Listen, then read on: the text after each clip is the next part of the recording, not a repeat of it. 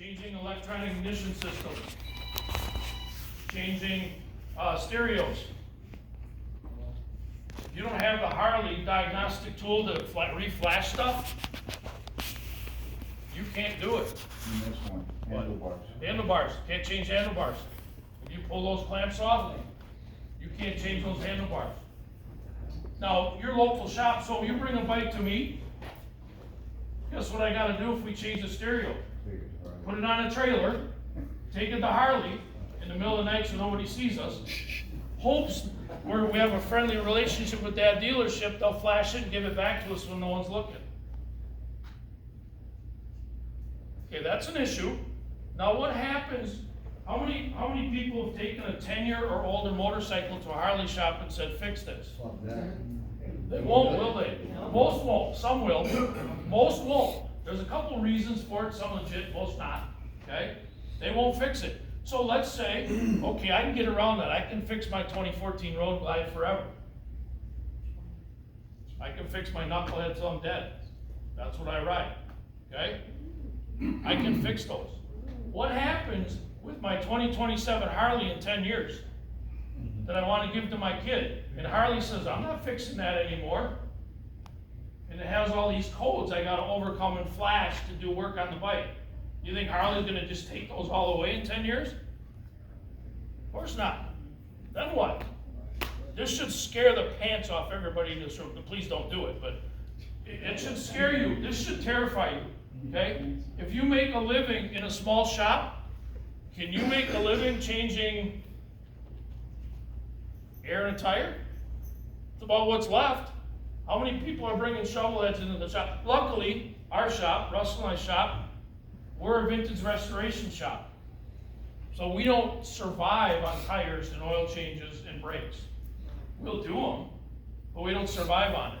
There's a lot of shops that only survive on that kind of stuff. Handlebars, oil changes, brake jobs, tire jobs. Okay? That's the bulk of a lot of money in the average shop today. You take that away from all those shops, then what? So if there's no shops that buy S&S parts, is S&S going to stay in business? What about all the distributors? What about Dennis Kirk? What about Drag Specialties? What about Turn 14? If there's nowhere to send those parts, do they stay in business? See where I'm going? We're screwed, folks, if we don't get this figured out, okay? The scary thing in all this is the Motorcycle Industry Council knows about our lobby day. They moved their first ever lobby day to the same day as our lobby day, and they're asking dealerships, and Harley dealerships, Indian dealerships, Honda dealerships, to show up on the same day as our lobby day and tell people that we don't need right to repair, and we don't need definition of a motorcycle. The industry's trying to destroy itself. They could care less, obviously, about what happens 10 years from now. This is a true story. Am I telling, right? Yeah. Motorcycle Industry Council, that represents every motorcycle manufacturer, will be in Washington, D.C. the same day as us, countering our talking points. What? Parts right now are 7 years in the catalog before they become obsolete. Yep. So if you have a 2025, a 2018 is end of life for getting replacement parts. 7 years.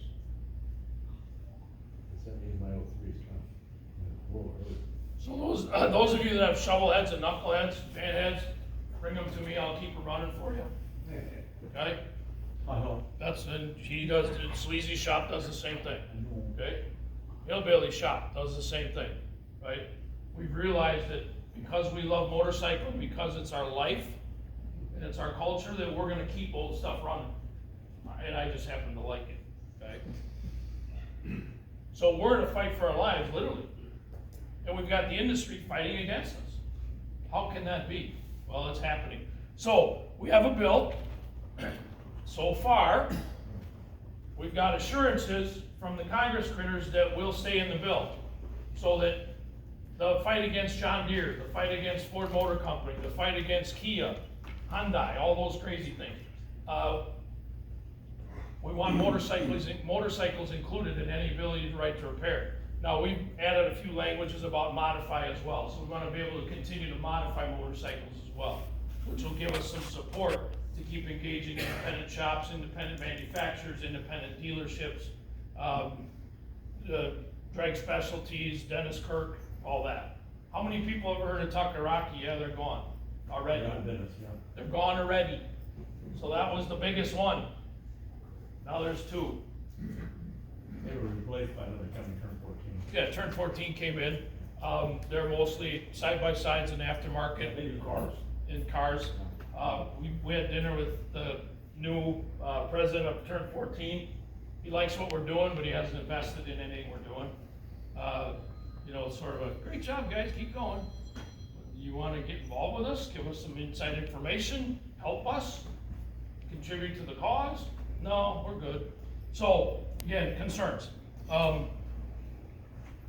We'll continue to fight right to repair and right to modify. So, independent shops, 10 years ago, how many independent shops do you, I'm not talking about the guy that works in his garage for a case of beer. I'm talking about the guy that had a street address, a business license, a dealer's license, a manufacturing license, paid taxes on a business. How many do you think there were 10 years ago? 10 to 12,000. How many today? 2,500. Does that concern anybody? You and me both, brother. Right? So unless you're all ready to go to MMI or pay sleazy, exorbitant prices to fix your old stuff, I got discounts. right? Where are we gonna go with this stuff? Okay? We gotta win this. Absolutely. This is all in, we gotta win. And we've created the IMA, the Independent Motorcycle Aftermarket, to try to get shops invested. Sleazy's a member, our shop's a member, Hillbilly Shop's a member, but we've only got about 50. Anyone here go to an independent shop, the old bike shop, the old chopper shop? If you do, how come they're not a member of the IMA? They should be, because if they're not, they might not be in business, and then you're driving all the way to Hill City, South Dakota, Tallahassee, Florida, or Dayton, Ohio to get your stuff fixed. Okay? Need these dealerships engaged. Partly because we need them to get what's going on and invest in the cause, but more importantly, we need the information. Where do you think we find out? Anyone heard of Dream Rides? John Jessup's company. Yeah. Biggest motorcycle aftermarket dealerships in the United States. He's got them all over the place. Okay? He's the guy that called us and said, hey, do you know the fact I can't flash a stereo on a 2026 Harley without disabling it? Do you know that they have the ability to, when it hits 3,000 miles for an oil change, that you can't reset that button? Only Harley can reset that button? Now, they're not doing that. Okay, don't go crazy. Harley's not doing that. But the technology exists. At any point in time, they can say, well, in our 2027 models, we're not going to let you, sleazy, change that number and say the oil change has been done, so maybe they put it in limbo. Maybe you void your warranty. Okay? These are for real things. That's when we learn these things. When shops come to us and say, these are the problems we're having. These are the real life business issues we're having. Technical issues we're having. Educates us at the MRF so that when we go in front of Congress, we don't sound like, well, sometimes we sound crazy when we're talking about, do you realize I can't change my own tire on a motorcycle? The Congress critters will say, that's not even possible. So we give them 4,700 examples of John Deere, okay, where you can't work on the John Deere. And then we throw in a few, yeah, you can't work on motorcycles either. And if we leave this unmolested, what's happening with John Deere could happen to Harley, or Indian, or Hakanobi, or whatever you drive. Doesn't really matter, they can all do it, okay? I just happen to know Harley, okay? How many people got Hakanobis? Probably not too many. All right. Vulnerable roadway user technology, okay? Tollways, lane filtering, lane control devices, speed control devices.